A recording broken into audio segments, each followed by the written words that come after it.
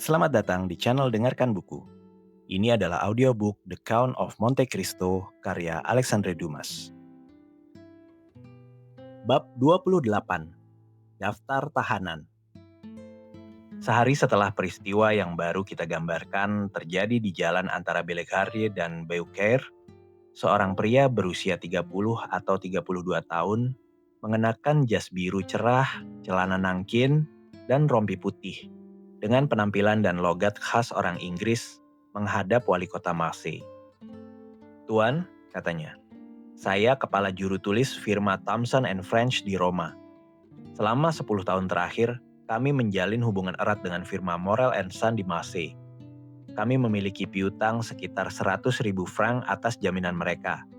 Dan kami mulai cemas mendengar kabar bahwa firma itu berada di ambang kehancuran. Saya datang langsung dari Roma untuk meminta informasi kepada Tuan."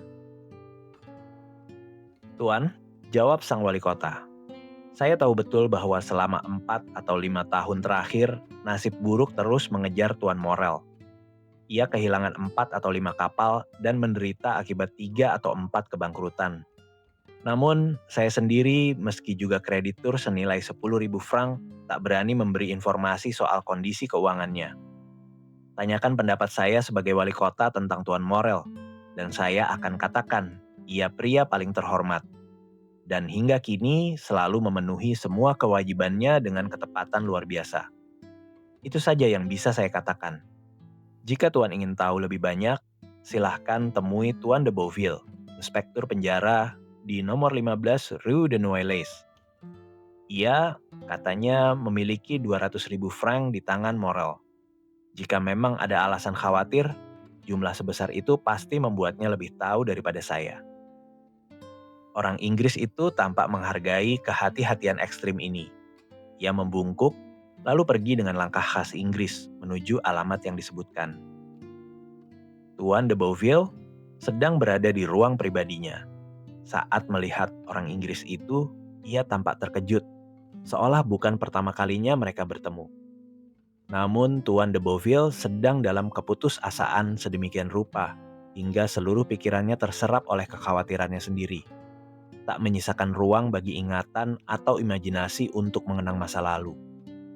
Dengan ketenangan khas bangsanya, orang Inggris itu menyampaikan pertanyaan yang hampir sama dengan yang diajukan pada wali kota Marseille. "Oh Tuan," seru Tuan de Beauville, "kekhawatiran Tuan sayangnya terlalu beralasan. Di hadapan Tuan ini berdiri pria yang putus asa. Saya menitipkan 200.000 franc pada Morel and Son. Uang itu adalah mahar putri saya, yang akan menikah dalam 2 minggu lagi. Separuhnya jatuh tempo tanggal 15 bulan ini. Separuhnya lagi tanggal 15 bulan depan. Saya sudah memberitahu Tuan Morel agar pembayaran ini tepat waktu. Tapi setengah jam lalu, ia datang mengatakan jika kapalnya Faraon tak tiba tanggal 15, ia sama sekali tak mampu membayar." "Tapi," kata orang Inggris itu, "ini tampak seperti penangguhan pembayaran." "Lebih buruk lagi, ini kebangkrutan total," seru Tuan de Beauville putus asa. Orang Inggris itu diam sejenak, lalu berkata, "Jadi Tuan sangat khawatir akan piutang ini?" "Jujur saja, saya anggap uang itu sudah hilang." "Kalau begitu, saya akan membelinya darimu." "Tuan?" "Ya, saya." "Tentu dengan potongan besar, bukan?" "Tidak, 200.000 franc penuh. Firma kami," tambahnya sambil tertawa, "tidak berbisnis dengan cara seperti itu." "Dan Tuan akan membayar?" "Tunai." Orang Inggris itu mengeluarkan seikat uang kertas dari sakunya. Nilainya mungkin 2 kali lipat dari jumlah yang dikhawatirkan Tuan de Beauville. Sinar sukacita menyala di wajah sang inspektur, tapi ia berusaha menahan diri lalu berkata, "Tuan, saya harus memberitahu. Kemungkinan besar Tuan hanya akan mendapat 6% dari jumlah ini." "Itu bukan urusan saya," jawab orang Inggris itu. "Itu urusan firma Thomson and French yang saya wakili. Mungkin mereka punya alasan tertentu untuk mempercepat kehancuran firma saingan. Tapi yang saya tahu hanyalah saya siap menyerahkan uang ini sebagai ganti surat piutang Tuan. Saya hanya minta komisi." "Tentu, Itu wajar sekali, seru Tuan de Beauville. Komisi biasanya 1,5%. Mau 2, 3, 5, bahkan lebih. Sebut saja. Tuan, jawab orang Inggris itu sambil tertawa. Saya seperti firmaku, kami tak berbisnis begitu. Komisi yang saya minta sama sekali berbeda. Sebutkan Tuan, saya mohon. Tuan Inspektur Penjara? Sudah 14 tahun. Tuan menyimpan catatan pendaftaran tahanan yang masuk dan keluar? Ya. Dan di daftar itu ada catatan tambahan tentang para tahanan? Ada laporan khusus untuk tiap tahanan. Nah, Tuan, saya dulu dididik di Roma oleh seorang abe miskin yang tiba-tiba menghilang. Belakangan saya tahu ia dipenjara di Chateau d'If. Saya ingin tahu lebih banyak tentang kematiannya. Siapa namanya? Abe Faria. Oh, saya ingat betul, seru Tuan de Beauville. Ia gila. Begitu katanya. Oh, ia memang gila, tanpa ragu. Mungkin, tapi gila macam apa? Ia mengaku tahu lokasi harta karun luar biasa dan menawarkan sejumlah besar uang pada pemerintah jika dibebaskan. Kasihan sekali, dan ia sudah meninggal? Ya, 5 atau 6 bulan lalu, Februari kemarin. Tuan punya ingatan luar biasa untuk tanggal. Saya ingat karena kematiannya disertai kejadian aneh. Bolehkah saya tahu apa itu? Tanya orang Inggris itu dengan rasa ingin tahu yang jika diamati cermat akan mengejutkan siapapun yang mengenal wajah dinginnya. Oh tentu, sel tahanan si AB berjarak 45 atau 50 kaki dari sel salah satu agen Bonaparte. Salah satu tokoh paling berperan dalam kepulangan sang usurper tahun 1815. Pria yang sangat teguh dan berbahaya. Benarkah? Ya, jawab Tuan de Beauville. Saya sendiri pernah bertemu pria itu tahun 1816 atau 1817. Kami hanya berani masuk selnya dengan pengawalan pasukan. Pria itu sangat mengesankan saya. Wajahnya tak akan pernah kulupa. Orang Inggris itu tersenyum samar. Jadi, setelah dia, kedua sel itu berjarak 50 kaki.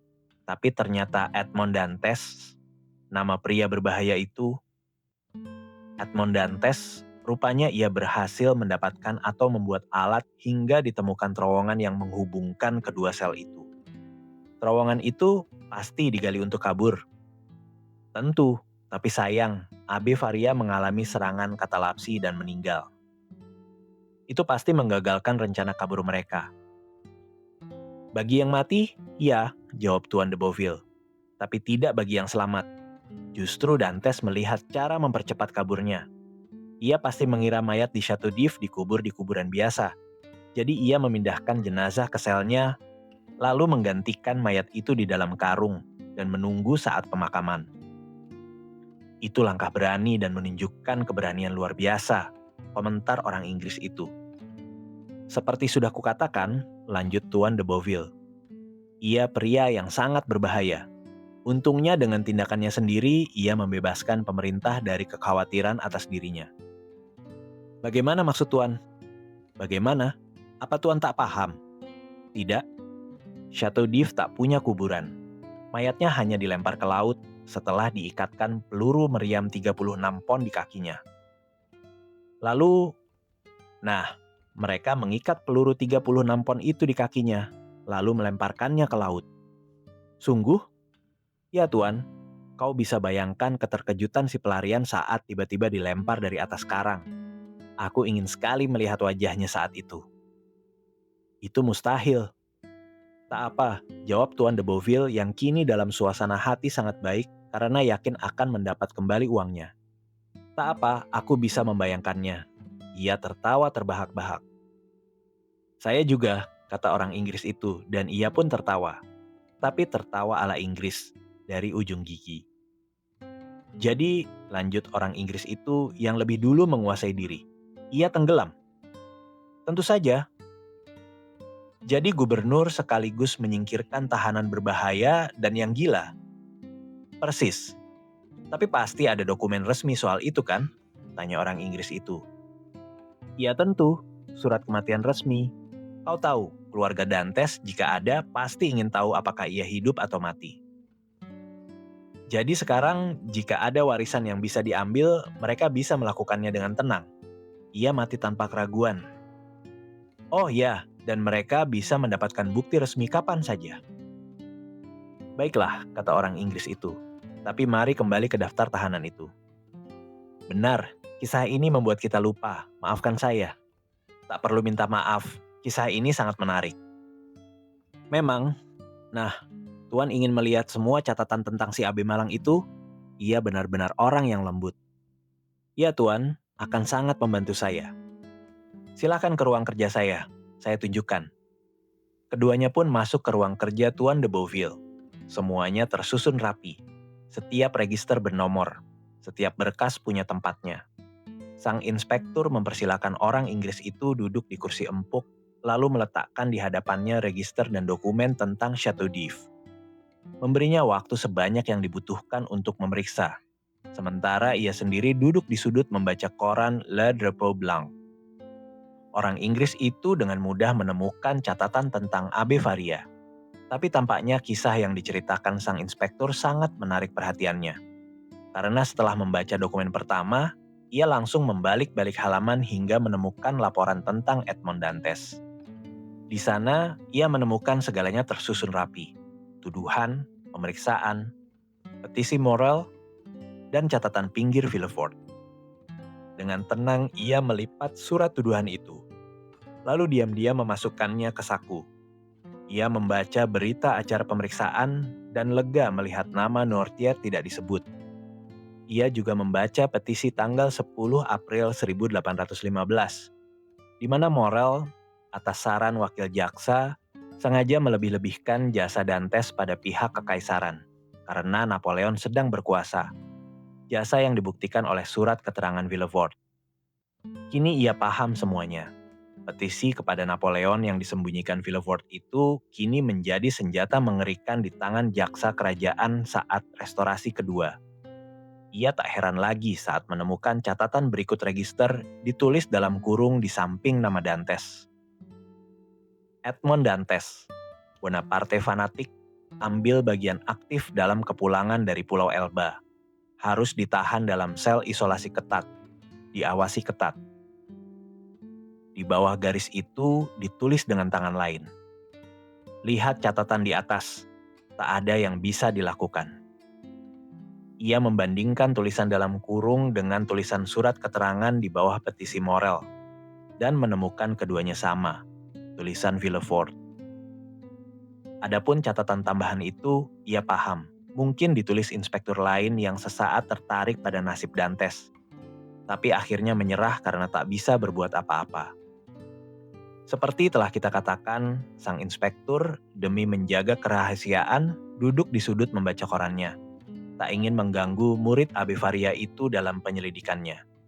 Ia tak melihat orang Inggris itu melipat dan menyimpan surat tuduhan yang ditulis Danglars di bawah punjung La Réserve, yang masih menyandang cap pos Marseille 27 Februari diterima pukul 6 sore.